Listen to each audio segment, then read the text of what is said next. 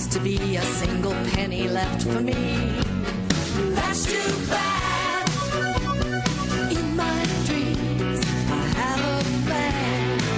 If I got me a wealthy man, I wouldn't have to work at all. I'd fool around and have a ball.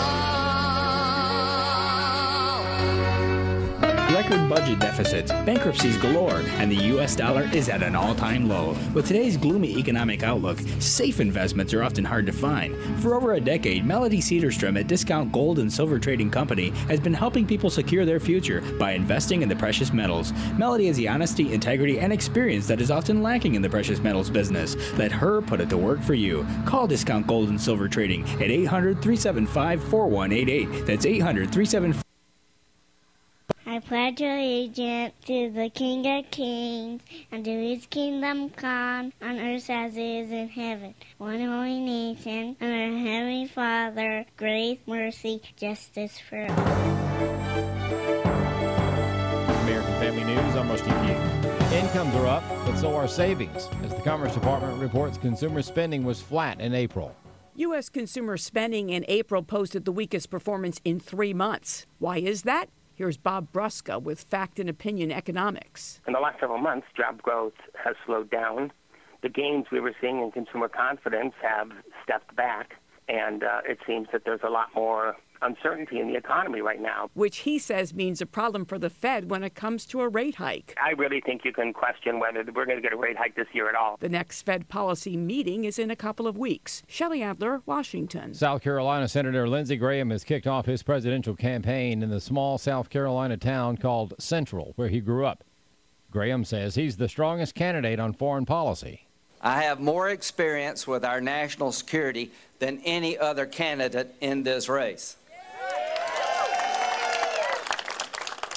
That includes you, Hillary. But Dr. Charles Dunn, professor emeritus of government at Clemson University, thinks Graham falls short with social conservatives in the GOP. It's going to be hard for Lindsey Graham to compete to get enough of the social conservative movement to become successful.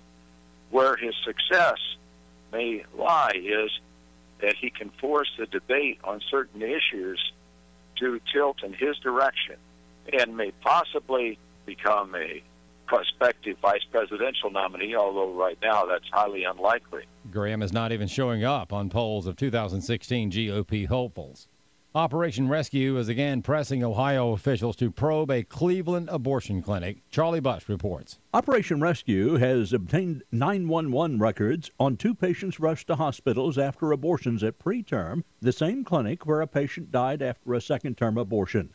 Cheryl Sullinger is with Operation Rescue. The abortionist that was responsible for the 2 more recent incidents on March 20th and April 24th of this year was the same abortionist that conducted the fatal abortion on Lakeisha Wilson, and her name is Lisa Pereira. One of the abortion patients was a 15-year-old girl who had heart issues after the abortion, and the second 35 years old who had excessive bleeding.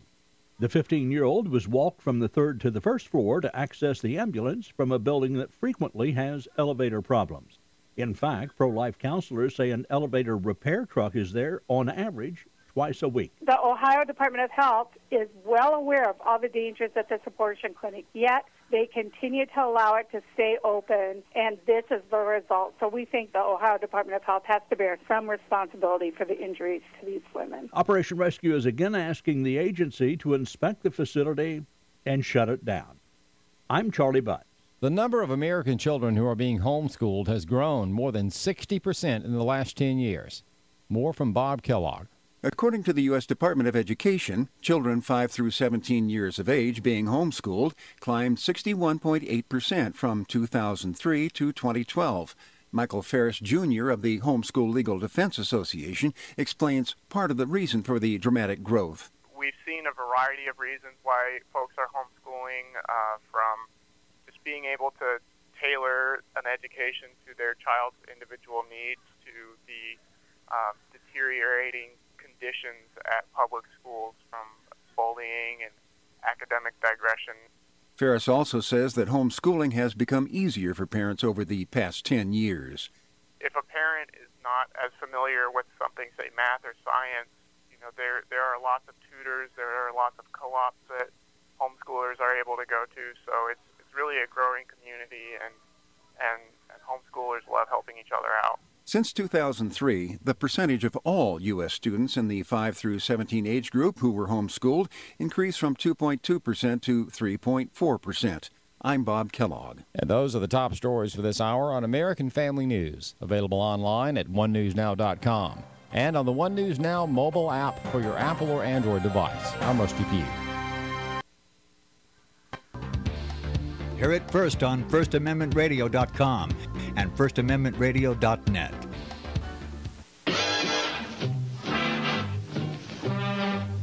Well, greetings everyone, and welcome to the Law Hour and Editorial Review. Now, the Law Hour is an educational service brought to you in the public interest. I'm your narrator, George Gordon. Now, the Law Hour and Editorial Review is heard nationally and internationally 7 days a week here in the United States and around the world in more than 120 countries worldwide over the Internet. For more information about the Law Hour and Editorial Review, please visit our webpage at georgegordonlaw.org. Again, that's georgegordonlaw.org. Now, the Law Hour and Editorial Review brings you important information about law, science, education, politics, religion, health, history, economics, news, and current events. All right, we've been talking this week about vaccination. Everybody wants to be vaccinated. Everybody wants to be protected from the flu. At least that's the hype that's being put out by the news media. Now we've got this new flu, and I mean this is going to be a big one. This new flu, it's going to come down, I think, as the years go by, about like the war in Iraq. First of all, they came to us, remember, with these weapons of mass destruction, and we've got to protect Americans with this preemptive strike. And then when we got over into the war with the Iraqis, we found out they didn't have any weapons of mass destruction, that was a lie, that it was a lie promulgated by George Bush and Tony Blair to get us into the war. Well, now you know we're in the war. Can't cut and run now. So they succeeded in their goal. The real goal is we want to steal the oil from the Iraqis. That's the bottom line. And at the same time, our economies, the world economy, is in trouble, and we need an infusion of liquidity into the world's equity markets. And so the war, spending $200 billion in that war in Iraq, is a big shot in the arm to put that liquidity into the world's economic system. Now, if they came to us and said, look, we need to go to war because we need a liquidity shot into the economy, I don't think people would want to send their kids over to Iraq to get killed for liquidity in the economic system. But to protect America or to avenge America for the 9/11 attacks, now that makes all the sense in the world. So you've got to have the right spin, the right hype. You've got to have the right product to sell. And so Colin Powell came into the United Nations, and I remember watching Colin Powell. That's what convinced me that the Iraqis had weapons of mass destruction. Colin Powell, the Secretary of State, with maps and intelligence reports and documents and facts and figures and names, dates, times, places, facts, witnesses, and evidence, presented the case to the United Nations. Hell, we all bought it. Vaccination works the same way.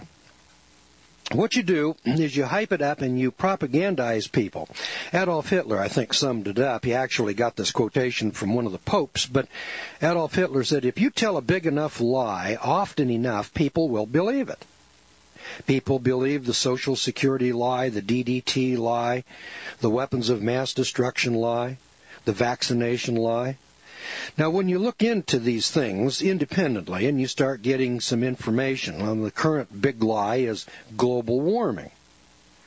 And, of course, people buy into that, and one of these days we'll have legislation, and that legislation is aimed at an objective, and the people that are pushing that will obtain their objective.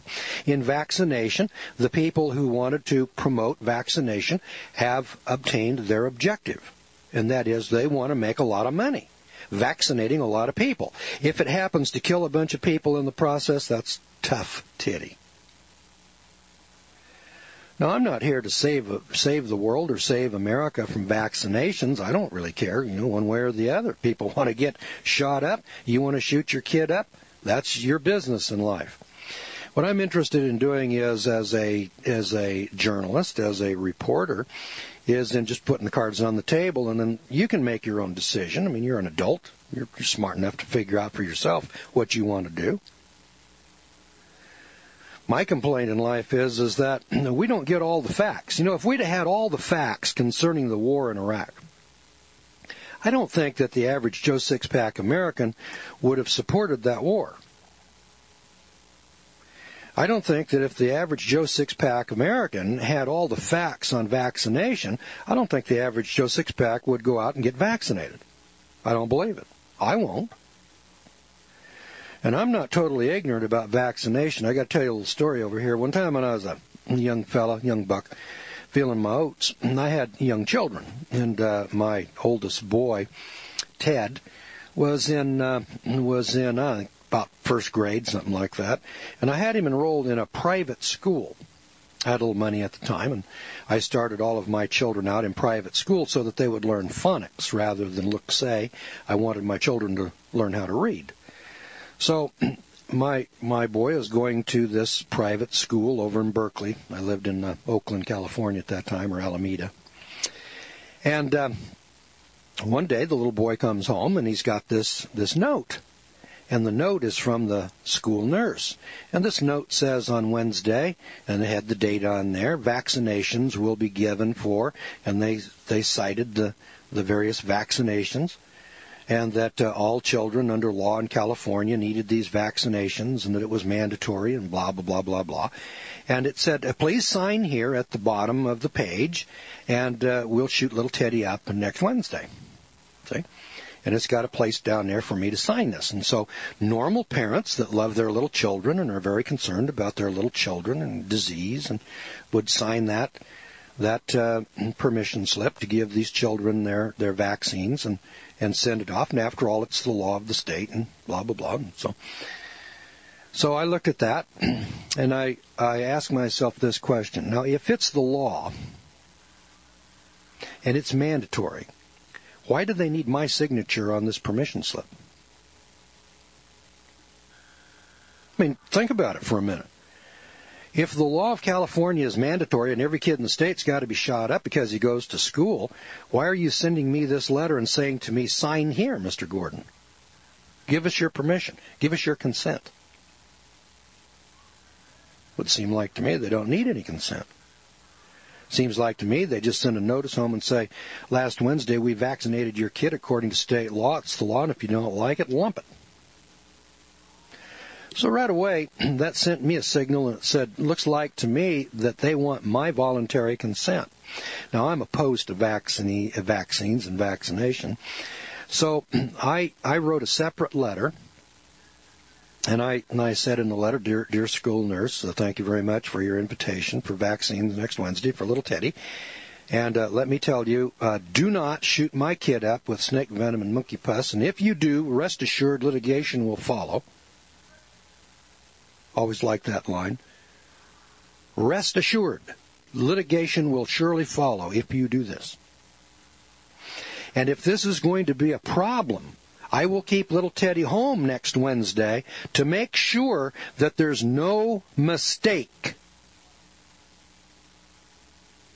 So I sent that letter with little Teddy to school, and sure enough, that day, about Monday, I guess, the school nurse called me, and she said that she would like to talk to me about some facts that I was possibly unaware of. And so I said, well, lay it on me, lady. Tell me all about these facts that I'm unaware of. Maybe there's something I don't know. I never claimed to know everything.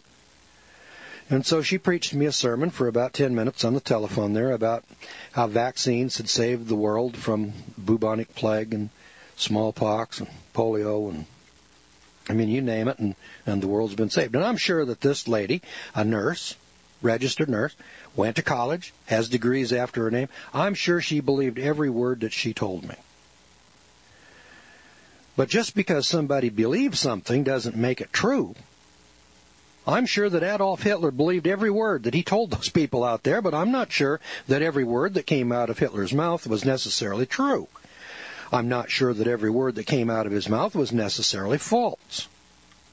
We find in life that people, when they speak, have a mixture of truth and error. And so this lady, I'm sure, was sincere, and I'm sure that she meant the best as she finished her presentation. And I thanked her. I said, thank you very much for taking your time out of your busy schedule to call me and tell me about these facts. And I said, now, getting back to the subject matter of vaccinations next Wednesday, I do not want my child vaccinated. And if this is going to pose a problem, I'll keep my boy home.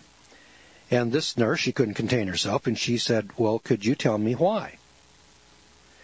Now, for me to sit here and expound for 10 or 15 minutes on why I don't want my kid shot up and give you the statistics and the facts and the figures, I'm not going to take the time, effort, and energy to do that. Now, I'm going to do that on the air. I'm going to give you those facts. But, just talking to this lady on the telephone, I'm not going to waste my time. It's enough for you to know I don't want to buy your product. I don't have to explain to the Ford salesman why it is that I want to buy a Chevrolet. It is sufficient for me to say, I don't want to buy your damn Ford. That's all that needs to be said.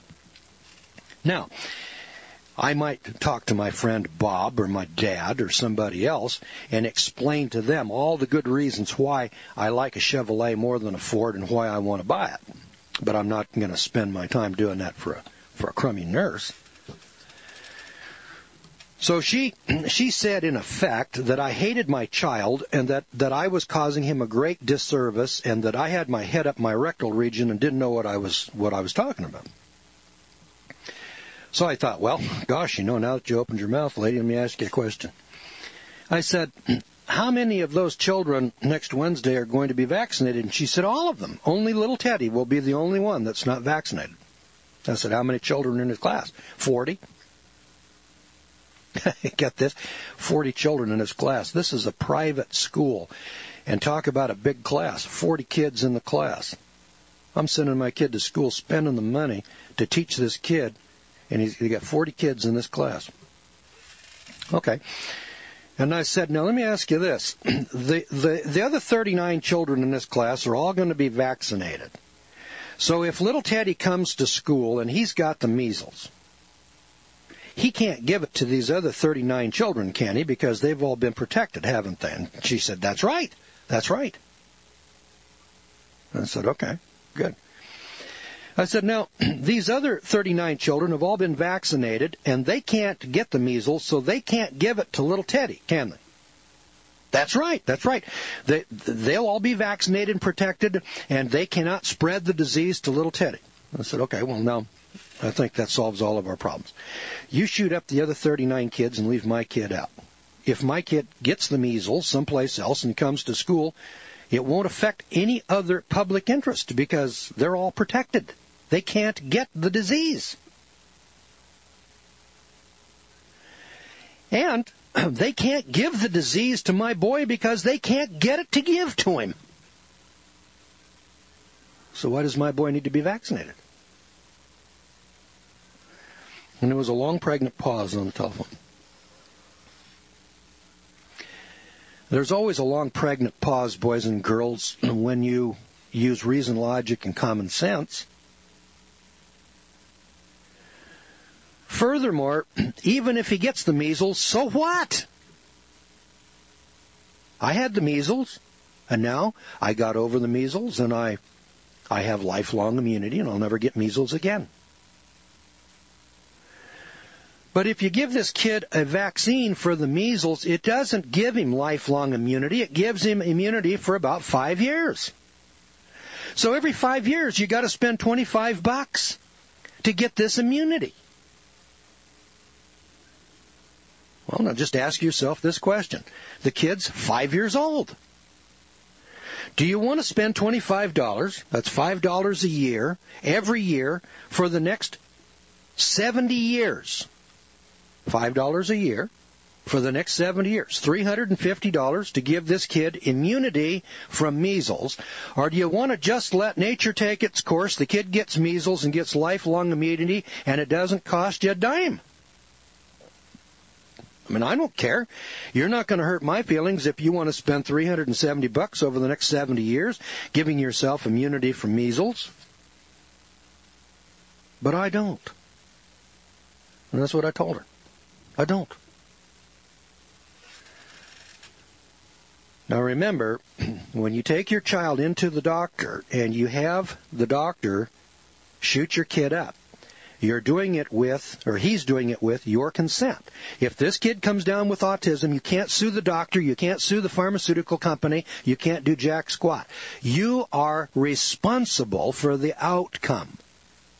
Do you know what the outcome of this vaccination is going to be? Because I don't. Some children have reactions called side effects. Some children die from the vaccinations. About 100 children a year die in the United States of America, which isn't very many. I mean, look, they're shooting up 50 million kids every year. And for 100 out of 50 million to die is statistically inconsequential. That's what they tell you. But it's pretty damn consequential to the 100 kids that died. Now, if you didn't have any vaccinations whatsoever, the argument goes, thousands would die from disease. Only 100 are going to die from the vaccinations. And that's what makes it worthwhile. Okay. If you buy into that argument, which makes all the sense in the world, if it's true that the vaccines will prevent disease and save thousands of lives at the expense of just 100, it makes all the sense in the world. I don't deny that. But is that true? I know you believe that it's true, but is it really true? I contend that that's a lie. It's false. It's not true at all. Now, The Poison Needle was written by Eleanor McBean back in 1974. So this is 84, 94, 104. It's 31 years old. So in 1974, she writes a book called The Poisoned Needle. How many pages are in this book? 230, something like that. 226 pages. 226-page book. And it's well documented, and it's got all kinds of quotations in it, and it's got articles and all kinds of information about vaccines and vaccinations and statistics that come from the Department of the Army and come from medical records and city health officials all over the United States and Great Britain. In fact, from all over the world. And so I took a look at this book many years ago, and I said to myself, okay, well, now I'm going to check some of these out. And so I checked out some of the sources. I didn't check out every one, but I checked out 10 or 12 of them, and they all proved out. And I said, well, if I pick up a book and it's got a bibliography in it and it's got resources, and I look at 10 or 15 sources out of 20 or 30 or 50 or 100, and I say, well, that's probably pretty logical, I come to a conclusion. And my conclusion is vaccination is bad for you. That's my conclusion. You have to come to that conclusion for yourself.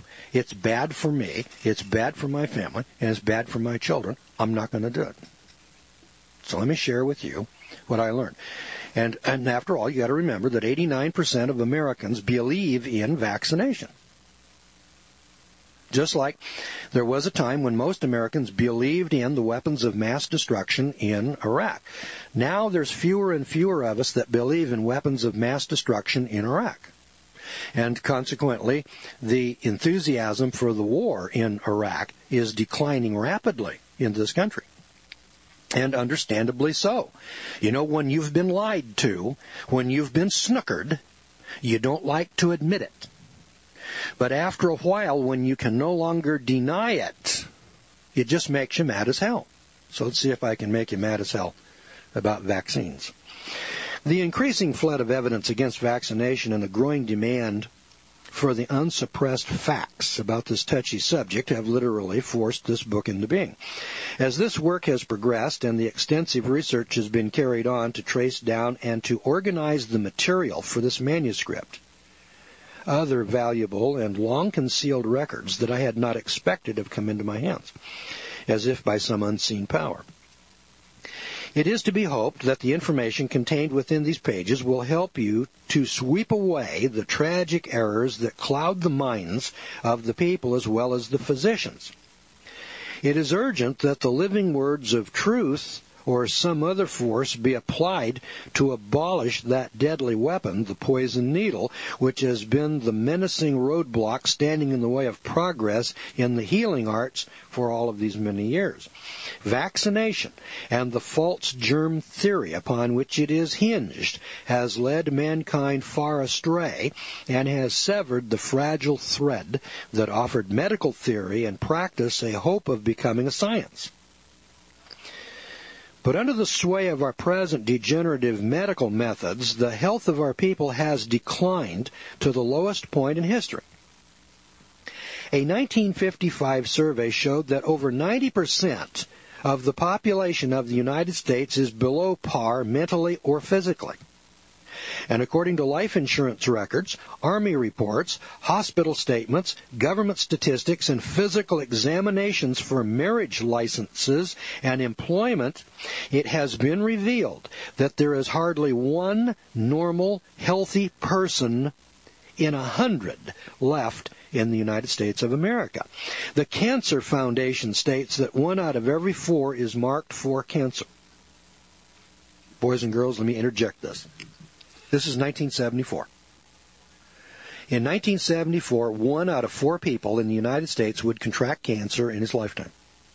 In 1900, it was 1 in 33.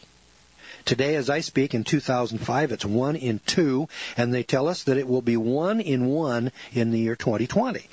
Now, boys and girls, cancer is getting worse, not better, in the United States. I mean, we've gone from 1 in 33 to 1 out of 1. That's 100%. Now, that ought to tell you that the medical establishment is a poor option to whatever it was that we were doing in 1899. Whatever medicine has to offer in the realm of cancer between 1900 and 2005 is a hell of a lot worse than what we had.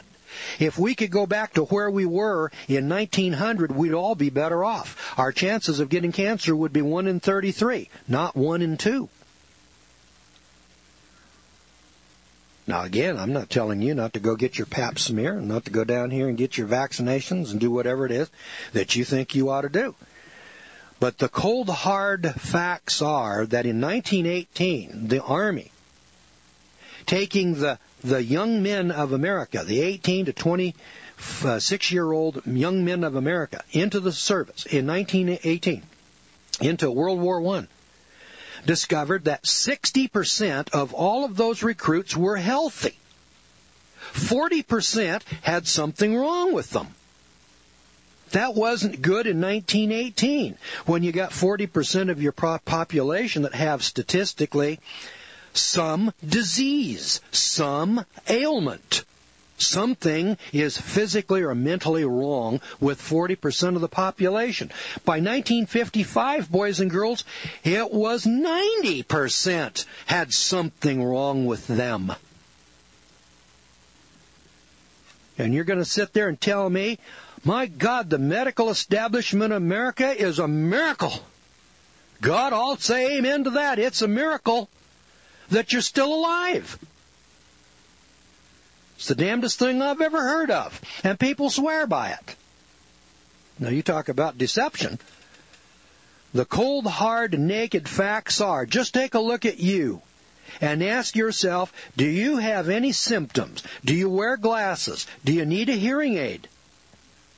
Have you got arthritis? Have you got pains in your joints or your knuckles? Have you got atherosclerosis or arterial sclerosis? Or do you have diabetes? Or is there something wrong with you? Because if there is, it ain't normal. You were created to live for 70 years with no disease. Now, of course, if you evolved, then time and chance happens to you. But if you were created by the God of Abraham, you were designed to live for 70 years with no physical ailments. Now, if you've got a physical ailment, there's something wrong there. So the Cancer Foundation states that in 1974, 1 out of every 4 is marked for cancer. The figures on heart trouble are even worse. And the other killer diseases come in for their toll also. Practically all of the rest of the people have symptoms of less serious diseases, these symptoms being headaches, constipation, weak eyes, dental caries, colds, pain, stomach trouble, and so on. Most, if not all, diseases are avoidable and curable at a certain stage, but not under the deceptive medical method of poisoning the well and the sick with vaccines and drugs and then mutilating them with unnecessary surgical operations. When socialized medicine was threatening, a meeting of medical officials was called to discuss just how many and which operations would really be necessary if there was no profit in it. How many people would we subject to the knife? And it was decided by these medical professionals that only 3% of operations would be considered essential under those conditions. 97% of all surgical procedures that are conducted in the United States are totally unnecessary. 97%. Hey, listen, but it makes a lot of money for the surgeons, the hospitals, and the people that are selling it. And the people that are buying all of these operations believe fervently that they need their gallbladders and their appendixes removed, or they wouldn't be paying thousands of dollars to have those operations performed. Now, when people believe something, I mean, they're fervent about it. People believe in church, and they believe in God, and they believe in religion, and 65% of people go to church. Down in the Bible Belt, down in New Orleans and Biloxi and Gulfport, I'm sure that those people down there, 65% of them are going to church and praying to Jesus, and they're real religious, and they give money to the church, and then along comes Hurricane Katrina and destroys everything. And my question is, as just an outside reporter, I'm just sitting there saying, did any of you religious people down there pray to your God and ask him, please, God, stop this hurricane? Did any of you people think to do that? It could well be that everybody was so excited about the hurricane, they all forgot to ask God to stop it. The Bible says that the prayer of a righteous man avails much. It's valuable. It's worth doing. Was there 5 or 10 preachers down there? Righteous men like Jerry Falwell or Oral Roberts or Jimmy Swaggart or anybody.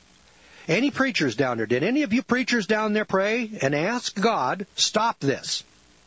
Don't let this happen. Because God did not hear your prayers. Or, if he heard them, he didn't answer them. Or, if he heard them and he answered them in the negative. And he said, I'm going to send that hurricane on you anyway, and I'm going to destroy New Orleans, Gulfport, and Biloxi. Then, of course, the question arises, well, why would God want to do that? Why would God want to destroy New Orleans? The home of the blues and jazz and Mardi Gras. Why would God do such a thing? Sounds almost sadistic. Now, of course, the question also arises when we talk about sickness and disease. Why does God allow all of this sickness and disease? Is there a way that you could live your life without cancer, without heart attack, without atherosclerosis, diabetes, muscular dystrophy? Is there a way that we could live our lives disease-free? Could that possibly be? Stand by. Now, we often endorse or recommend books, papers, periodicals, newsletters to our listeners. These endorsements and recommendations that we give don't mean that the authors or publications that we're endorsing or recommending will necessarily reciprocate. Let's all keep in mind that most of these authors and publications that we cite here on the Law Hour and Editorial Review may be hostile, political, religious, economic, sectarian, racial, or ethnic partisans, and their viewpoints may not be totally endorsed by the Law Hour. Now, these opinions, beliefs, comments, views, and expressions that you hear on this program are mine. They're mine alone. They don't necessarily represent the views, beliefs, or the opinions of the advertisers, the sponsors, the management or the staff of this radio network or of this local radio station. All right, talking about the poisoned needle. Where have the great strides of medical science taken us? After a glance at the medical records covering the past 70 years of what is boastfully called our great strides of medical science, we can hardly help wondering if those 7 league strides haven't been in reverse, because there has been a very marked decline in our nation's health and a shocking increase in the serious killer diseases during these 70 years. The acute diseases that were supposed to have been conquered by vaccination have only been masked and renamed to save face or suppressed until the retained poisons corroded the internal organs and developed into dangerous chronic diseases. Now listen to this following table, and it gives us an idea of what our present faulty medical methods are doing to our nation and to our race. Now here's the increase in killer diseases during the past 70 years. Insanity has increased. Now this is between 1904 and 1974, when this book was published. Insanity increased in the United States by 400%. There were 4 times as many people diagnosed as insane or with a mental disorder by 1974 as were being diagnosed in 1904. 4 times. Cancer increased 308%. Anemia increased 300%. Epilepsy increased by 397%. Bright's disease increased 65%. Heart disease increased by 179%. Diabetes increased by 1,800%. Polio increased by 680%. Now, boys and girls, I could go down the list of 450 diseases, and if we were to take a look at the rate of disease per capita in 1900 and 1950 and 2000, I believe that you would find a corresponding increase in the per capita increase in diseases over about every disease that's there. Every disease. Now this is 1, 2, 3, 4, 5, 6, 7. Here's 8 diseases. Now, boys and girls, you would expect, if as a contractor I came into your house and you said, gee, look at this hurricane came in here, and it has damaged the roof, and the roof leaks over the bedroom. And it blew out the window in the living room. And it knocked over a tree, which hit my garage in the back. Now, would you fix that, Mr. Gordon? So I come in, and I go to work, and I charge you money to fix this. So I go to work on your roof. And I fix your roof. And I go to work, and I fix the window in the front. And I go back to your garage, and I fix the tree. I cut the tree out, and I remove the tree and fix your garage. A week later, it rains.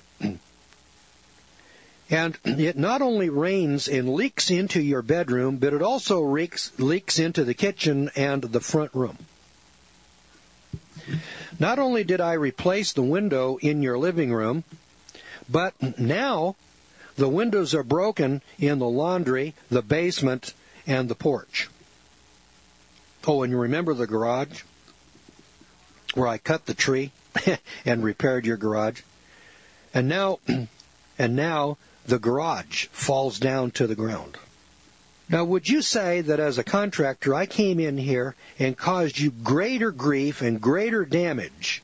Or would you say that I'm the greatest contractor since the Bechtel Corporation Incorporated, and that you want to hire me to come back and do more work for you?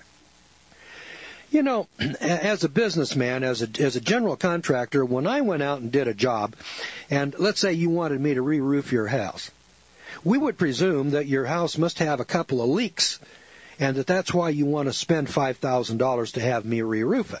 So if I re-roof it, and you had 2 leaks, and when I get finished you got 4 leaks, wouldn't you say that I was not much of a roofer? If I came out here to fix a window and I broke 3 more in the process, would you say I was much of a glazer? You know, when allopathic medicine came on the scene back in 1900 and they said what you need is vaccinations and what you need is science in medicine, we bought into the program. We said, well, it makes all the sense in the world. Let's do it. Now, 100 years later, insanity has increased by 400%. We had some insanity back in 1900, no doubt about it. There were some crazy people. But now, after all of the science and after all of the medicines and after all of the antidepressants and all the rest that goes with it, we got 4 times as many. I'm not saying that the antidepressants and the psychiatrist caused the insanity.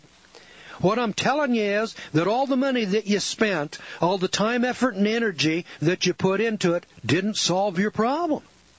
Now, it may be that the psychiatrists have increased insanity. I don't know that.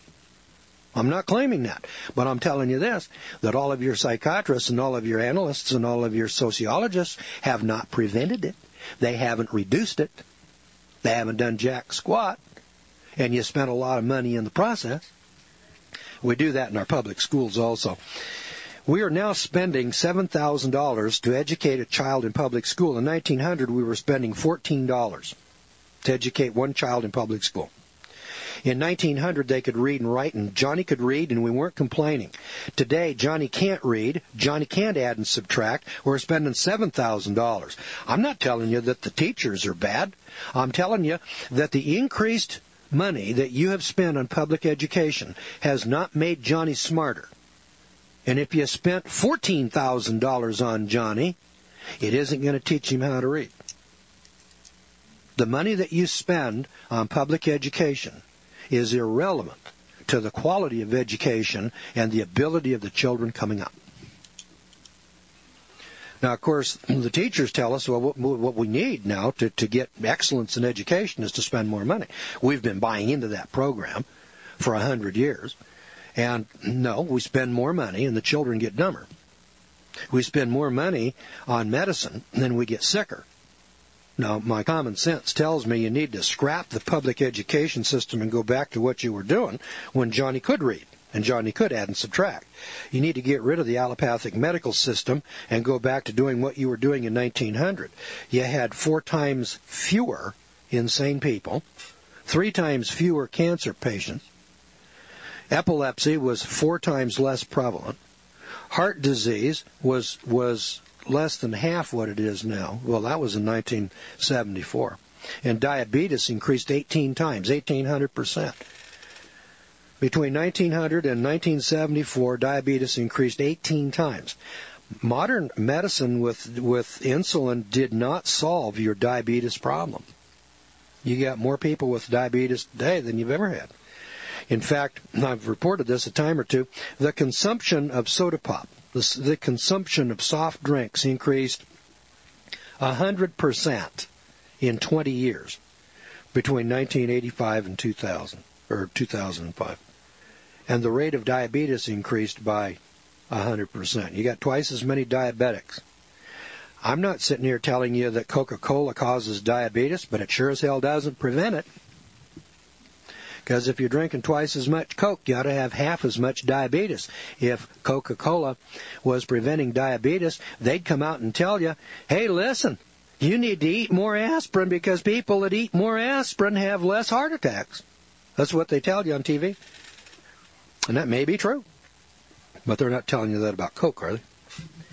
Now, never in history of this country, or in the history of this country, have preventable diseases flourished with such wild abandon, continuously being fed by the very drugs and commercialized irritants that set them into operation in the first place. Now, Dr. Alexis Carroll of the Rockefeller Institute said back in July of 1925, this was reported in Scientific Monthly.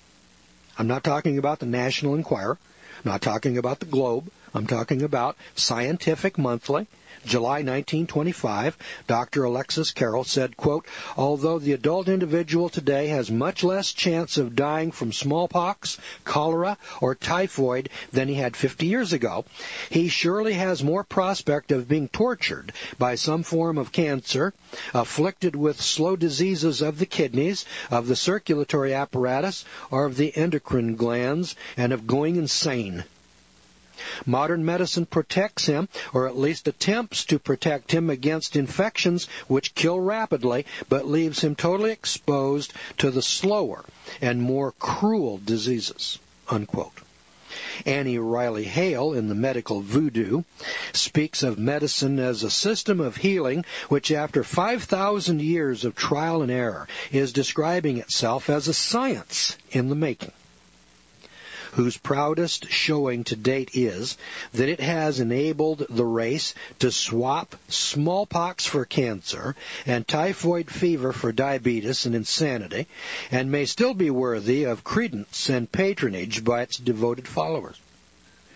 But what justification can there be for putting the whole power of the government back of such a system and the public treasury at its disposal to spread misleading propaganda about its own peculiar doctrines and methods, and then to force those doctrines and methods on the helpless? Now, although there are a number of far more successful and efficient systems of healing in this country, the medical system, the allopathic medical system, is the only one that gets endorsement and support from the government.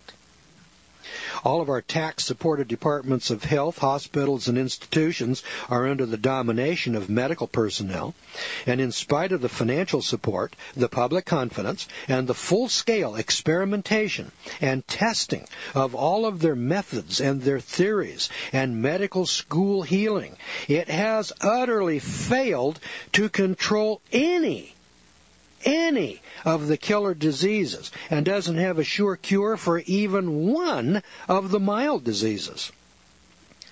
Smallpox and other epidemics were largely controlled by improvements in sanitation and nutrition years before vaccination became popularized. And yet a tremendous sum of money has been poured into the medical coffers every year, with no accounting being made for its use and no benefits received.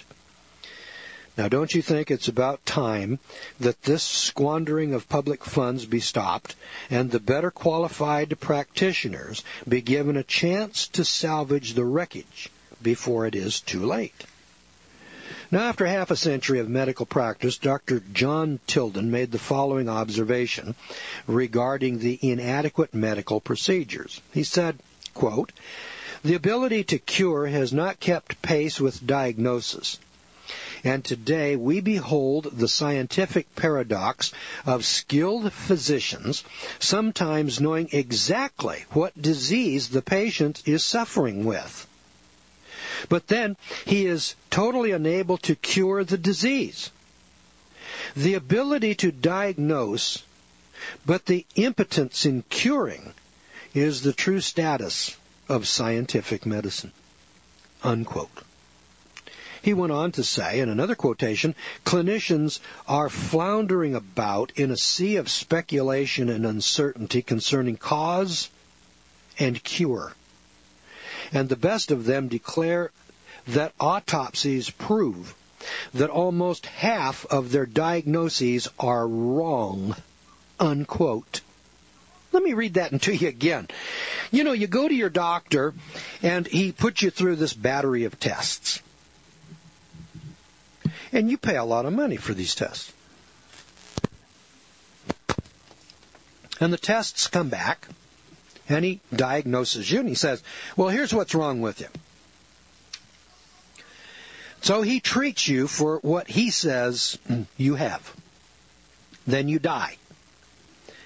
And they put you on the slab, and they do an autopsy on you, and they find out 50% of the time that your doctor's diagnosis was wrong. And you call that science? No.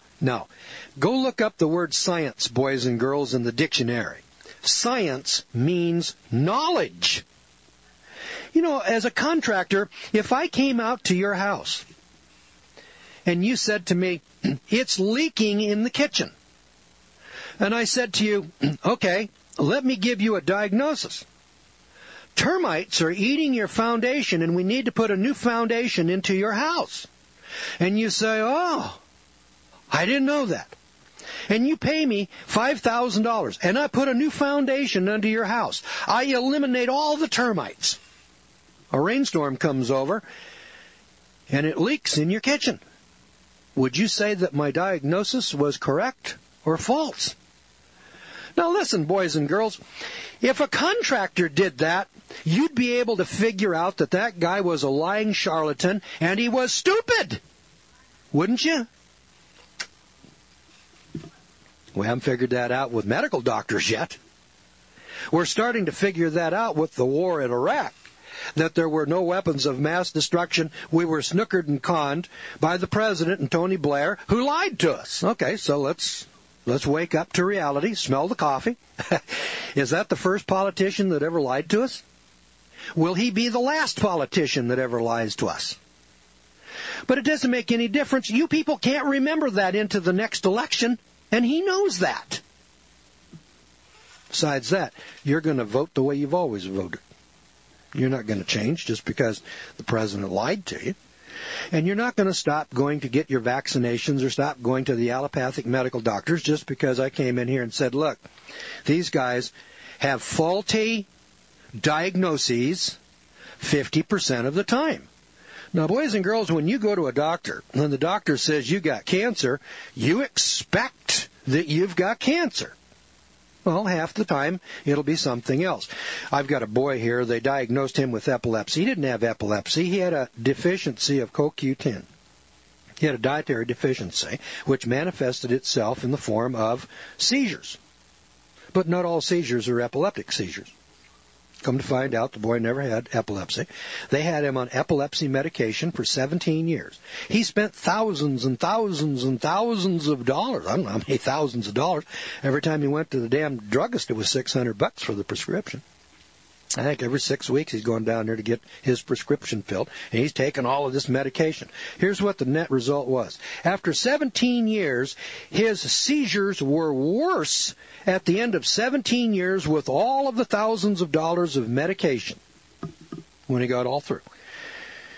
One day he woke up and he said, well, the medication doesn't work anymore. He believed that it worked in the early days. I don't know if it was psychosomatic or whether it was the placebo theory or what it was. But after 17 years on epilepsy medication, he said, I'm going to get off this medication. The doctor said, you can't. Nobody ever gets off of epilepsy medication once they're on it, especially for 17 years. It took him, now he's a drug addict, see? I mean, when you're taking this high-potency drug for 17 years, boys and girls, that's drug addiction. I mean, you're a drug addict. I mean, he was nasty to get along with for about, 3 months. I mean, he was just terrible. He was a drug addict coming off of dope. But he made up his mind. He said, I'm coming off this dope. And so he cut his prescription in half, and he cut that in half, and he got to doing some research, and he got to looking into vitamins and minerals and one thing and another. And so the more he read, the more he learned, and the more he learned, the more he found out, and the more he found out, he said, well, hell, these symptoms aren't epilepsy. These symptoms are vitamin deficiency. I've got a deficiency. I've got a nutritional deficiency in my body. And he replaced the nutritional deficiency with what he needed, which was something called CoQ10, whatever the hell that is. And it cured it up. He doesn't have seizures anymore. So I'm just telling you, from my own personal observation, my own experience here, that, that doctor, and all the doctors from that one on, the doctor that diagnosed him 17 years ago isn't the same doctor that he was going to here, 2, 3, 5, 10 years ago. He's had several doctors, and they all came along with the same, well, yeah, you got epilepsy. Yep, that's what that is. That's epilepsy. No, it wasn't. Wasn't epilepsy at all. That's just one experience that probably you've personally had yourself. Well, if you've had that same experience, well, then why don't you wake up to reality and let's smell the coffee and smell the roses and let's start doing some research. Are you really sure that these vaccines and these vaccinations over here are all that you believe they are? Now, I've only got 3 or 4 minutes left, so I'm gonna flip over here couple of pages to where it talks about unvaccinated diseases declined faster than the vaccinated smallpox. Records in every country. Got this? I want to underline this word every here. Records in every country show that the so-called contagious diseases declined quite rapidly with the introduction of sanitation and nutrition reforms, with the exception of smallpox and diphtheria, which were kept active by, and I'm going to underword the word, kept active by vaccination in a large number of authenticated cases. The following condensed records from various countries give a cross-section of the available evidence that bears out this point. Here's a report from India. In 1929, while India was still under British rule with its compulsory vaccination laws, the League of Nations, Health League, referred to India as the greatest center of smallpox in the world today. And the records show that in the large cities where vaccination enforcement was most rigid, the smallpox death rate has been generally far greater than for the country as a whole, where complete enforcement is not possible. The report of the League of Nations Health Division for October 1953 reluctantly admits vaccination is not all that it ought to be when it says in part, quote, in spite of the great efforts made by the health authorities in promoting vaccination, smallpox is not on the point of extinction. And after the limited health improvement programs, we find that the plagues and scourges all declined noticeably except smallpox and respiratory diseases, that's tuberculosis, which is a common effect after a vaccination. After vaccination. The average death rate from the fevers and other causes. I don't have time to get into that right now, so I'm going to cover that next time.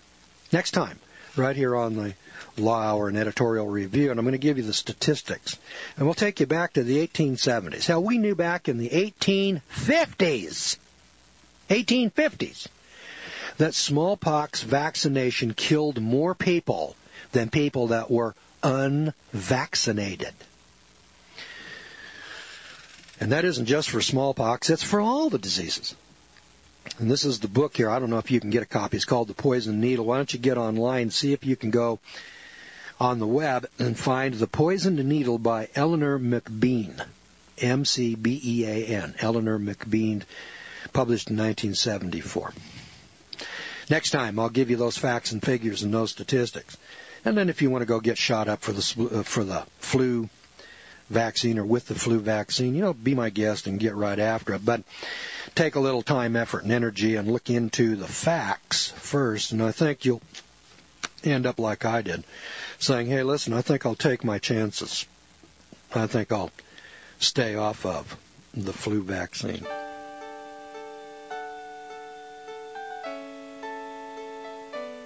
The program you are listening to is 100% sponsored by you, the listener, on this First Amendment Rights Media channel.